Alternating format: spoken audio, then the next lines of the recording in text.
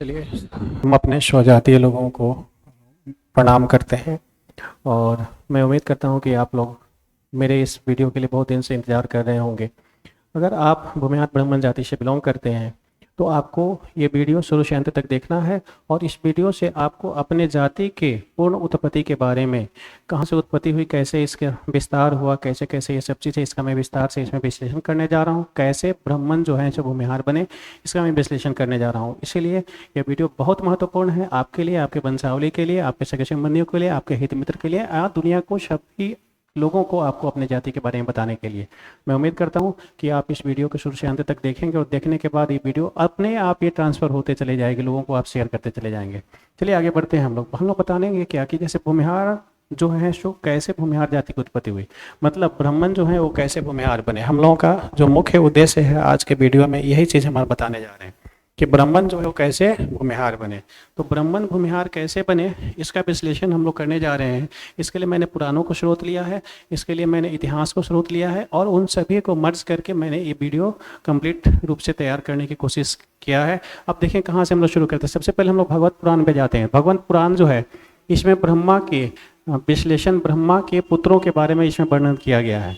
अब ब्रह्मा जी जो थे, ब्रह्मा जी के जो है सो 10 मानस पुत्र थे। पहले जो है ये 10 मानस पुत्र जो उनके थे, ये सभी 10 मानस पुत्र, इनको प्रजापति कहा जाता था। ये जितने 10 मानस पुत्र थे प्रजापति कहलाते थे। ये 10 मानस पुत्र कौन थे? अत्रि थे, अंगिरस थे, पुलत्स थे, सुलह थे, क्रतु थे, भृगु, वशिष्ठ और दक्ष और नारद। ये 10 मानस पुत्र थे। अब इन सभी 10 मानस पुत्रों में से हम लोगों को जिनकी जरूरत है वो भृगु और वशिष्ठ की जरूरत है, जिसके बारे में हमको जानना है। इस पर हम लोग चर्चा करेंगे पहले और हम लोग चर्चा करते हैं। ब्रह्मा जी के पुत्र सनकादि भी कहलाते थे और ब्रह्मा जी के ही पुत्र सप्तर्षि भी कहलाते थे। ये सप्तर्षि अलग है ब्रह्मा जी के पुत्र का वंशावली, और फिर सनकादि अलग है। सनकादि का मतलब होता है कि इसमें इनके 4 पुत्रों की वर्णन होती है। एक शनक है, दूसरा सनंदन है, सनातन है और एक जो है सो सनत कुमार है। ये ब्रह्मा जी के ये सारे भी पुत्र थे। अब इन सबों में हम लोगों को जो जरूरत है, अगर आप हमारे ब्राह्मण जाति से हैं तो आपको जो जरूरी है वह है भृगु और वशिष्ठ ऋषि से आपका रिश्ता बनता है। ये भृगु और वशिष्ठ ऋषि कौन थे? तो भृगु और वशिष्ठ ऋषि जो थे ये ब्रह्मा जी का एक राजा रूप था। ये राजा के रूप में ब्रह्मा जी का अवतरण हुआ था, जो प्रचेता राजा के नाम से जाने जाते थे। ये ईरान के पर्सिया क्षेत्र से ये पर्सिया, ईरान का जो पर्सिया वर्तमान में क्षेत्र है, वहीं पर जो है इनका अवतरण हुआ था राजा के रूप में, राजा प्रचेता के रूप में। और वहाँ पर राजा प्रचेता से जो है 2 वंशावली आगे बढ़ी। अब ये कैसे बढ़ी मैं इसकी चर्चा करता हूँ। राजा प्रचेता जो थे तो ये ब्रह्मा जी के जो 10 मानस पुत्र हैं, इन 10 मानस पुत्र में से जो है ये भृगु और वशिष्ठ। मानस पुत्र किसको कहते हैं मैं ये भी बता देता हूँ। मानस पुत्र जो मन से जिनका उत्पत्ति हुआ हो, जिन पुत्र का उत्पत्ति हुआ हो, उसे मानस पुत्र कहा जाता है। अब देखिए ये जो हम लोगों ने बातें की पर्सिया के प्रचेता राजा के बारे में, जो ब्रह्मा जी का राजा रूप था, उस वक्त इनकी 2 विवाह हुई थी। प्रचेता की बिरनी और उर्वशी के रूप में 2 विवाह हुआ था। 2 पत्नियां इनकी थी। ये दोनों पत्नी में से उर्वशी के जो पुत्र थे उनका नाम था वशिष्ठ। वशिष्ठ मुनि जो असम में जाकर के आपको बस गए, जो आपको प्रभु राम के जो है वो गुरु थे। अब एक जो थे बिरनी थी, बिरनी की जो पुत्र हुए उन पुत्र का नाम था भृगु ऋषि। ये भृगु ऋषि जाकर के मध्य प्रदेश में जाकर के ये बस गए, मध्य प्रदेश में बस गए। और भृगु ऋषि के जो पत्नी थी उनका नाम था सत्यवती। तो सत्यवती से इनका विवाह हुआ और सत्यवती से जो एक पुत्र जन्म लिया जिनका नाम था जमदग्नि। जमदग्नि का विवाह जो है रेणुका के साथ किया गया था। रेणुका जो था, यहाँ हम लोगों को जो मेन अब महत्वपूर्ण हमारे लिए जो इम्पोर्टेंट है, ये जमदग्नि और रेणुका के विवाह से हमारी कहानी आगे बढ़ती है। चूँकि जमदग्नि और रेणुका क्षत्रिय कुल से थी। क्षत्रिय वंश राजा प्रसेनजीत कि ये राजकुमारी, ये पुत्री थी, राजकुमारी थी रेणुका। और रेणुका चूँकि क्षत्रिय जाति से थी, अब जब जमदग्नि जो थे ये ब्राह्मण राजा थे, तो मतलब ब्राह्मण जाति से थे ये भी। अब ब्राह्मण जाति से होने के वजह से और इन्होंने विवाह कर लिया क्षत्रिय जाति की राजकुमारी से, तो यहाँ ब्राह्मणों में एक समस्या उत्पन्न हो गई। जैसे 2 विवाह 2 प्रकार का होता है, एक अनुलोम विवाह होता है और एक विलोम विवाह होता है। अनुलोम विवाह उसको कहते हैं जब ऊंचे जाति का कोई लड़का अपने से नीचे जाति के लड़की से विवाह करता है तो उसको अनुलोम विवाह कहा जाता है। और विलोम विवाह एक होता है इसका ठीक अपोजिट, अगर लड़की ऊंची जाति से है और वो अपने से छोटे जाति के लड़के से विवाह करती है तो इसको विलोम विवाह कहा जाता है। अब देखिए अनुलोम और विलोम विवाह में अनुलोम विवाह एक्सेप्टेबल हो जाता है, लेकिन विलोम विवाह बिल्कुल ही एक्सेप्टेबल नहीं है, जो हम लोगों का इस शास्त्रों में जिनकी चर्चाएं की गई हैं। तो अब यहाँ पर समस्या क्या हो गई, ये विवाह हो गया ब्राह्मण का विवाह क्षत्रिय राजकुमारी से होने के वजह से ये अनुलोम विवाह हुआ, और यहाँ पर जो है एक विसंगति उत्पन्न हो गई ब्राह्मण जाति के इस वंशावली में। अब ये बातें आगे बढ़ी तो यहाँ आगे जाने पर क्या हुआ, जमदग्नि जो थे इनके 5 पुत्र हुए। इन 5 पुत्रों में परशुराम जो राम से पहले परशुराम हुए, उसके बाद रुकुमवान थे, सुखेन थे, वसु थे और विश्वानस थे। ये 5 पुत्र थे। इन 5 पुत्रों में जो सबसे महत्वपूर्ण था वो परशुराम की कहानी बनती है। चूंकि परशुराम जी का विवाह नहीं हुआ था, और कहीं कहीं ये लिखा भी जाता है कि परशुराम जी का विवाह हुआ था, तो जो भी हुआ उससे हमें मतलब नहीं। परशुराम जी को जानते हैं लोग इसलिए क्योंकि इनके द्वारा 21 बार वैसे क्षत्रिय राजाओं का वध किया गया था जो अत्याचारी या अन्यायी हो गए थे। उन्होंने पूरे संपूर्ण क्षत्रिय जाति का विनाश नहीं किया था। ऐसा कई पुस्तकों में मैंने देख दिया, लोग गलत लिख देते हैं बातें कि परशुराम जी ने तो सारे क्षत्रियों का विनाश कर दिया, क्षत्रिय कहाँ से, तो बिल्कुल ही गलत बात है। परशुराम जी ने सभी क्षत्रिय जाति का विनाश नहीं किया था, उन्होंने वैसे राजाओं का वध किया था जो कि गलत थे, जो अत्याचारी अन्यायी हो गए थे, और बाकी जो थे जो सही थे उनका वो लोग बचे रहे, उसमें कहीं उन्होंने हस्तक्षेप नहीं किया। इसी वजह से अलग अलग वंशावली जो है सो वो आगे फिर देखी जाती है। तो यह सिर्फ हर्यक वंश को उन्होंने मुख्य रूप से बनाया था। इस पर बड़ी कहानी है तो हमको उससे मतलब नहीं है, अब क्या है क्या नहीं है। यहाँ से जो है एक समस्या उत्पन्न हुई कि ये राजकुमार जो थे ये मतलब ब्राह्मण और क्षत्रिय राजकुमारी से विवाह होने की वजह से यहाँ से एक समस्या आगे बढ़ी और ब्राह्मण जाति का एक अलग वर्ग बन गया। ये वर्ग जो है हमारा यहाँ से आगे बढ़ता है। अब देखिए ये वर्ग जो आगे बढ़ा तो इसके बाद हम लोग कहानी देखते हैं कि ब्राह्मण राजा मतलब राजा ब्राह्मण, 2 जाति के लोगों को ब्राह्मण आप राजा के रूप में देखे होंगे। एक जो राजा होते हैं वो आपको ब्राह्मण जाति के होते हैं और दूसरे जो है सो क्षत्रिय होते हैं। पूरे आप हिंदुस्तान के इतिहास को उठाकर देखेंगे 2 ही जाति के लोग राजा आपको देखे गए हैं मुख्य रूप से, एक ब्राह्मण और दूसरा क्षत्रिय। ब्राह्मण को शस्त्र और शास्त्र दोनों का ज्ञान था और क्षत्रिय को सिर्फ मुख्य रूप से शस्त्र का ज्ञान दिया गया था। तो वो राजा के रूप में आते थे। जब क्षत्रिय राजा हमारे अयोग्य हुए हैं तो उस वक्त जो है सो ब्राह्मण राजाओं ने उस जगह को धारण किया, अस्तित्व को अपने पहचान को बचाए रखने के लिए शस्त्र को भी उठाया है शास्त्र के साथ साथ, और शास्त्र के अनुसार आगे कार्य किया है। तो ये 2 राजाओं की बात आती है। मैं एग्जाम्पल देता हूँ ब्राह्मण राजाओं के बारे में। जैसे त्रेता युग में अगर आप जाते हैं तो त्रेता युग में देखेंगे रावण जो था वो ब्राह्मण राजा था। राजा जनक जो थे वो भी ब्राह्मण राजा थे। राजा जनक की पुत्री सीता ब्राह्मण थी जिनका विवाह प्रभु राम के साथ किया गया था जो क्षत्रिय थे। जैसे ऊपर आपने देखा जमदग्नि ब्राह्मण थे और उनकी पत्नी जो थी वो क्षत्रिय राजकुमारी थी। वैसे ही ठीक अपोजिट यहाँ पर आप देखेंगे सीता जो है सो ब्राह्मण राजकुमारी थी और राम जो थे वो जो है आपको क्षत्रिय राजकुमार थे। तो इन लोगों का विवाह हुआ। अब देखिए यहाँ जो है ये अनुलोम विलोम वाली कहानी यहाँ से चलते चली जा रही। अब उसी तरह फिर आगे आप जाएंगे महाभारत काल में अगर देखेंगे तो अश्वत्थामा की बात की जाती है, द्रोणाचार्य का पुत्र, ये भी ब्राह्मण राजा थे। उसी तरह पंचाल जनपद में जो थे द्रुपद राजा थे, ये पंचाल जनपद के राजा ये भी जो है सो द्वापर युग यानी महाभारत के काल में ये भी जो थे हमारे ब्राह्मण राजा थे। मैं ब्राह्मण राजाओं से लेकर के इस पूरी कहानी को लेकर चल रहा हूँ क्योंकि यहीं से अब आगे जाने के बाद ये सारे जो इतिहास आ रही है यहाँ कहीं भी भूमिहार शब्द का बात अभी नहीं आ रहा है, ये सभी ब्राह्मण जाति की सिर्फ बातें आ रही हैं। ब्राह्मण भूमिहार कब हुआ कैसे हुआ मैं इस पे बात लेकर पहुंचने वाला हूँ। अब देखिए हम लोग जो ये जब मौर्य वंश के इतिहास में हम लोग ये आज के इतिहास की बात हम लोग कर रहे हैं तो मौर्य वंश जो हमारा था, चूंकि पुराण वगैरह भी हमारे इतिहास ही है, ये हमारे इतिहास के स्रोत हैं। जो जैसे इतिहास कोई भी बच्चा पढ़ता है, कोई विद्यार्थी पढ़ता होगा तो देखता होगा भारत के इतिहास के 2 स्रोत, एक आंतरिक स्रोत और एक बाह्य स्रोत देखते होंगे आप।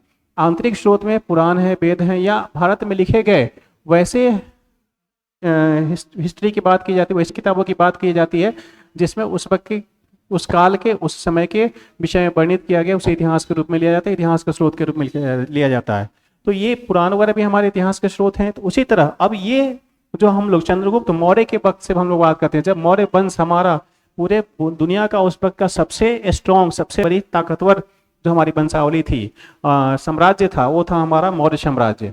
और उस मौर्य साम्राज्य के का जो था, ये चूंकि मौर्य साम्राज्य का जो इसी समय में देखेंगे अशोक का आगमन हुआ था, और अशोक क्या हुए थे, बौद्धिस्ट हो गए थे, बुद्ध धर्म को स्वीकार कर लिए थे, क्योंकि उन्होंने जो बहुत बड़ा युद्ध किया था, उस युद्ध में इतनी अधिक हत्याएं हुई थी, इतने लोग नरसंहार में मारे गए थे कि उसके बाद वो क्या किए, बौद्ध धर्म को स्वीकार कर लिया। समस्या हमारे यहाँ क्या हुई, बौद्ध धर्म के आगमन से भारत में क्या समस्या हुई? जैसे बौद्ध धर्म का आगमन भारत में हुआ तो भारत का जो है, भारत का प्रभुत्व जो है सो खतरे में आ गया, क्योंकि शांति की बातें कहने लगे, युद्ध जो है सो उसमें बहिष्कार कर दिया, युद्ध नहीं करना। इसका नतीजा क्या हुआ, इसका परिणाम ये हुआ कि विदेशी आक्रमण भारत की तरफ बढ़ने लगे। अब विदेशी आक्रमणकारी में कौन थे, तो विदेशी आक्रमणकारी में जैसे यवन थे, है ना, उस साइड से जो भी अरब वगैरह से क्षेत्र से उस वक्त जो आ रहे थे वो लोग थे। उसी वक्त जो है आपने चाणक्य के बारे में देखा होगा कि चाणक्य ने जो क्या किया था कि चाणक्य ने मौर्य वंश का स्थापना करवाने का कार्य जो है सो चाणक्य के द्वारा किया था। चाणक्य भी ब्राह्मण थे, और ऐसा अलग अलग स्रोतों में आप पाते हैं। जैसे चंद्रगुप्त मौर्य के बारे में वर्णित कहीं कहीं जो है सो ये भी लिख दिया जाता है, चंद्रगुप्त मौर्य क्षत्रिय थे, कहीं वंशावली में शूद्र लिखे जाते हैं, कहीं ब्राह्मण लिखे जाते हैं, तो उनके जाति पर कन्फर्म नहीं है। लेकिन जहाँ से अगला ब्राह्मण साम्राज्य का कन्फर्म है वो है हमारा शुंग साम्राज्य। ये हुआ क्या कि बृहद्रथ मौर्य साम्राज्य का जो सबसे अंतिम शासक था बृहद्रथ था। बृहद्रथ जो था ये सबसे कमजोर शासक हो गया, अयोग्य शासक हो गया।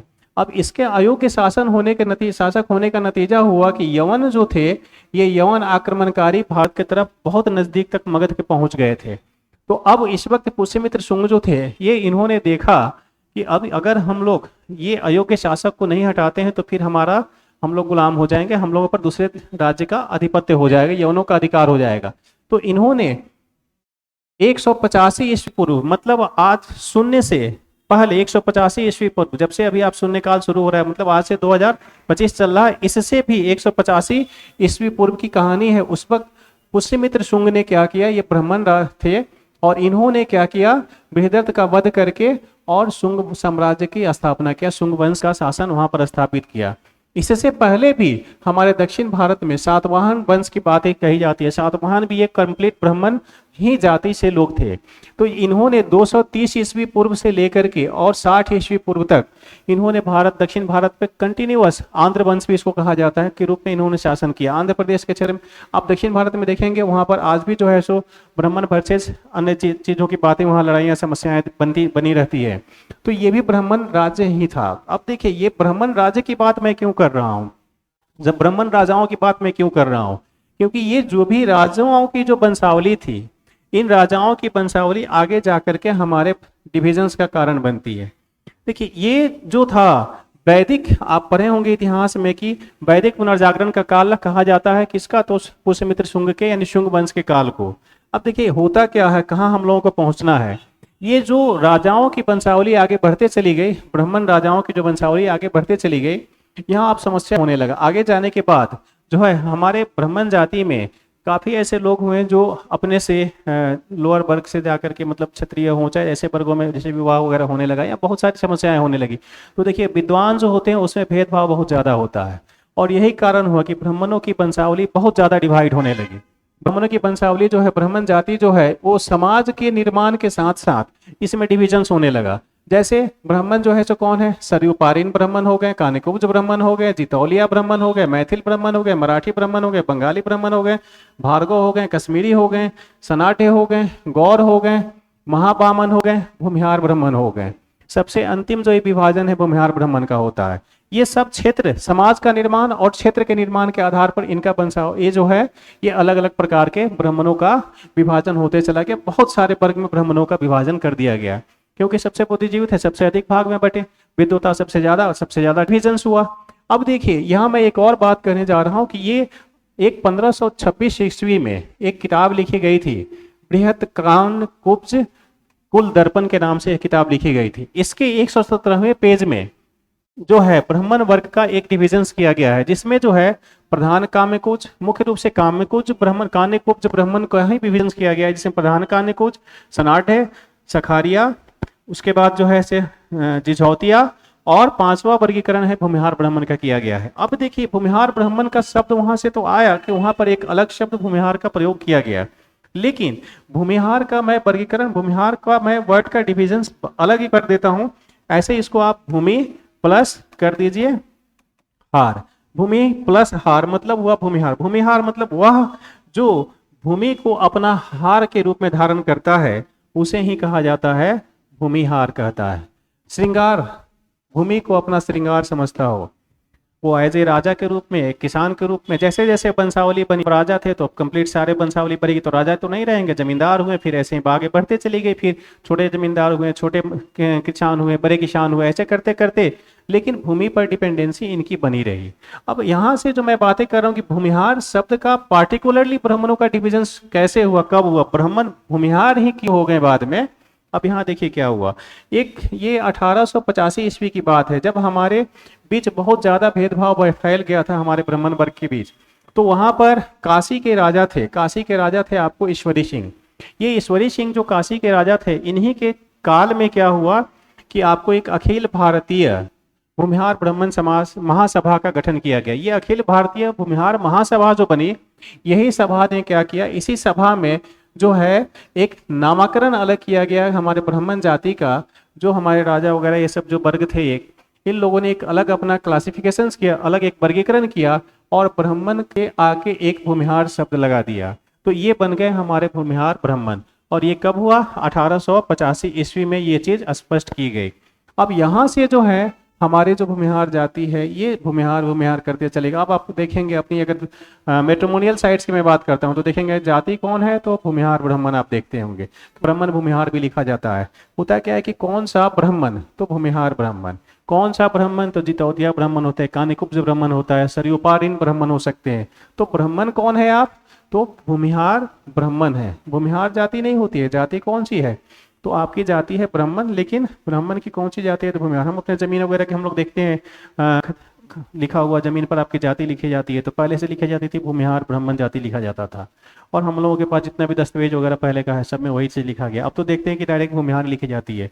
हम लोगों की जो सबसे बड़ी पॉपुलेशन है पूरे भारत में, जो डिविजन हुआ, क्योंकि काशी में वर्गीकरण हुआ और बिहार और काशी अपने उत्तर भारत के जो मुख्य उस वक्त के क्षेत्र के जो भी हमारे ब्राह्मण वर्ग थे, वही लोग मुख्य रूप से उसमें इकट्ठा हुए। तो सबसे ज्यादा जो वर्गीकरण का ये भाग बना, वो इसी क्षेत्र में आपको देखेंगे भूमिहार ब्राह्मण का क्षेत्र देखा जाता है। मुख्य रूप से यूपी में 3% पूरी पॉपुलेशन की यूपी का आपको भूमिहार ब्राह्मण का होता है। बिहार में पूरी भूमिहार ब्राह्मण जो हमारी जाति है, इसका पूरे बिहार पॉपुलेशन में लगभग 3% है। ऐसे ही आसपास हम लोगों का झारखंड है, उत्तराखंड है, राजस्थान है, हरियाणा है, दिल्ली वगैरह है, ये सब क्षेत्रों में हमारी पॉपुलेशन आंशिक रूप से एक पाई जाती है, जो मुख्य रूप से इसका हम लोग वर्णन करते हैं। और यूपी में जैसे त्यागी वगैरह जो हैं, ये सब लोग आपको भूमिहार ब्राह्मण से ही जाति से बिलोंग करते हैं। ऐसे बड़ी विस्तार है। मेरा मुख्य उद्देश्य था आज कि भूमिहार ब्राह्मण जो है, भूमिहार कैसे बना, ये हमारा इसमें एक्सप्लेनेशन था जो मैंने आपको डिस्कस किया, बताया। और मैं उम्मीद करता हूँ कि अगर ये वीडियो आपके कंसेप्ट को स्पष्ट करता है, आपके नॉलेज को स्पष्ट करता है, तो आप ये चैनल मेरा ही है, करणकांत ठाकुर नाम से जो मेरा चैनल ये चलती है, मेरी ही है, ऐसे सोशल है। और मैं सामाजिक चेतना के उद्देश्य से, समाज में आपके चेतना, आपके जागरूकता, आपके नॉलेज को बढ़ाने के उद्देश्य से ये वीडियो बना रहा हूँ, या इससे रिलेटेड और भी वीडियोस मैंने बनाया है। तो उम्मीद करता हूँ कि आप अपने फ्रेंड्स, अपने साथी, अपने सगे संबंधियों को ये निश्चित रूप से विस्तारित करके अपने बारे में बताएंगे। धन्यवाद।